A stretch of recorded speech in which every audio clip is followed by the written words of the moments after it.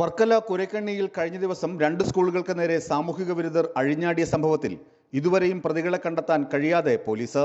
കുരക്കണ്ണിയിലെ സർക്കാർ LP സ്കൂളും ഹൈമവതി വിലാസം UP സ്കൂളുമാണ് ആക്രമിക്കപ്പെട്ടത്. രാത്രിയുടെ മറവിൽ അക്രമി സംഘം സ്കൂളിൽ അതിക്രമിച്ച് കടന്നു കയറുകയും വാഹനങ്ങളും വാട്ടർ ട്രാപ്പുകളും തല്ലി തകർക്കുകയും ചെയ്തു.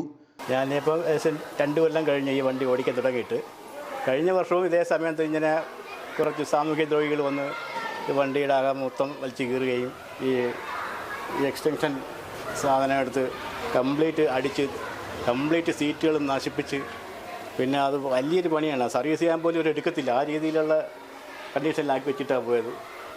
എന്തായാലും ഇനിയൊക്കെ അത് ഇന്നും ആവർത്തിച്ചതിൽ വലിയ വിഷമമുണ്ട്. ഇങ്ങനെ ആരാണെന്ന് കണ്ടുപിടിക്കാൻ ഇതുവരെ ആർക്കും കഴിഞ്ഞിട്ടില്ല. കഴിഞ്ഞാൽ പോലീസിൽ പറഞ്ഞ് ഇതെല്ലാം മേടിച്ചതാണ്. ഇത് എല്ലാവരെയും ഇവിടെ ഇപ്പോഴും വന്ന് ഫിംഗർ പ്രിൻ്റൊക്കെ എടുത്തിട്ട് പോയി, എന്നിട്ട് ഇതുവരെ ഒരു വിവരവും ഇല്ല.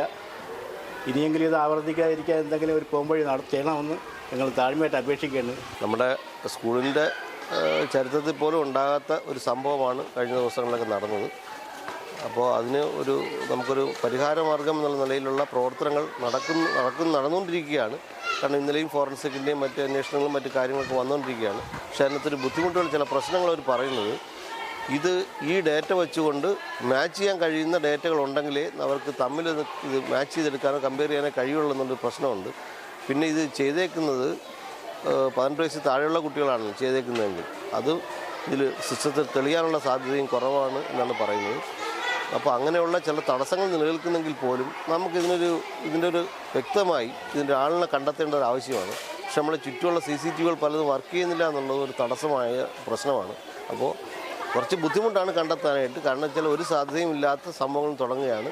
അപ്പോൾ എന്നിരുന്നാലും നമുക്കൊരു സ്കൂളെന്നുള്ള നിലയിൽ ഇതിനൊരു പരിഹാരം കണ്ടേ മതി. അപ്പോൾ അതിന് നമ്മുടെ ബഹുമാന്യരായ പോലീസ് അധികാരികളുടെ ഭാഗത്തു നിന്നും സർക്കാരിൽ നിന്നുള്ള ഒരു സഹായം നമുക്കിതിനകത്ത് കിട്ടിയാലേ നമുക്ക് ഇത്തരത്തിലുള്ള പ്രവർത്തനങ്ങൾ തുടർന്നുണ്ടാകാതിരിക്കാനുള്ള സാധ്യത ഉണ്ടാകും. കുട്ടികൾ ഉപയോഗിക്കുന്ന പുസ്തകങ്ങൾ, ലൈബ്രറി, കെമിസ്ട്രി ലാബ്, രാസപദാർത്ഥങ്ങൾ എന്നിവയെല്ലാം അക്രമികൾ നശിപ്പിച്ചു. കൂടാതെ ക്ലാസ് ബോർഡുകളിൽ അസഭ്യം എഴുതി വയ്ക്കുകയും ചെയ്തു. സർക്കാർ LP സ്കൂളിൽ ഇത് 2ാം തവണയാണ് ആക്രമണം നടക്കുന്നത്. ഇത്രയും ഗുരുതരമായ അക്രമം നടന്നിട്ടും ഇതുവരെ പ്രതികളെ പിടികൂടാൻ പോലീസിന് കഴിഞ്ഞിട്ടില്ലെന്നത് വിമർശനത്തിനും കാരണമായിട്ടുണ്ട്. തിങ്കളാഴ്ചയാണ് നമ്മുടെ സ്കൂളിൽ ഇതേണക്ക് ഒരുപാട് നാശനഷ്ടങ്ങൾ വരുത്തിയതായിട്ട് നമ്മളെ ശ്രദ്ധയിൽപ്പെട്ടത്. ഒത്തിരി നാശനഷ്ടങ്ങൾ വരുത്തിയിരുന്നു. നമ്മുടെ ബസ്സിൻ്റെ തന്നെ ഫയർ എക്സ്റ്റിങ്ക്വിഷറൊക്കെ അടിച്ച് നശിപ്പിച്ച നിലയിലായിരുന്നു. ലാബ് കംപ്ലീറ്റ് നശിച്ചിട്ടുണ്ട്. അതുപോലെ തന്നെ ലൈബ്രറി പുസ്തകങ്ങളും ഒക്കെ നശിപ്പിച്ചിട്ടുണ്ട്.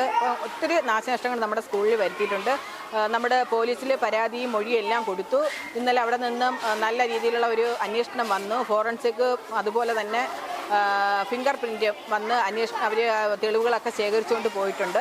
എന്നിരുന്നാലും നമുക്ക് ഇനി ഇത് കണക്കൊരു അനുഭവം ഉണ്ടാവാൻ പാടില്ല. എത്രയും പെട്ടെന്ന് തന്നെ ഇതിൻ്റെ നടപടികളിലേക്ക് കടന്ന് നമുക്ക് ഇതിന് അനുകൂലമായിട്ടുള്ള അല്ലെങ്കിൽ ഇതിന് ആരാണോ ഇതിൻ്റെ പിന്നിൽ പ്രവർത്തിച്ചതെന്ന് നമുക്ക് കണ്ടെത്തിയേ മതിയാകൂ. അതിന് എത്രയും പെട്ടെന്ന് നമ്മുടെ പോലീസിൻ്റെ ഊർജിതമായ അന്വേഷണം വേണം. അപ്പോൾ തിങ്കളാഴ്ച നടന്ന സംഭവത്തിൽ അന്ന് തന്നെ പോലീസ് എത്തുകയും മൊഴി രേഖപ്പെടുത്തുകയും പരിശോധനകളെല്ലാം നടത്തുകയും ചെയ്തു. തുടർന്ന് ഇന്നലെ ഉച്ചയോടുകൂടി ഫോറൻസിക് സംഘം എത്തി എല്ലാ രേഖപ്പെടുത്തലുകളൊക്കെ നടത്തിയിട്ടുണ്ട്. തുടർ നടപടികൾ ഉടനെ ഉണ്ടാവുമെന്ന് പ്രതീക്ഷിക്കുന്നു.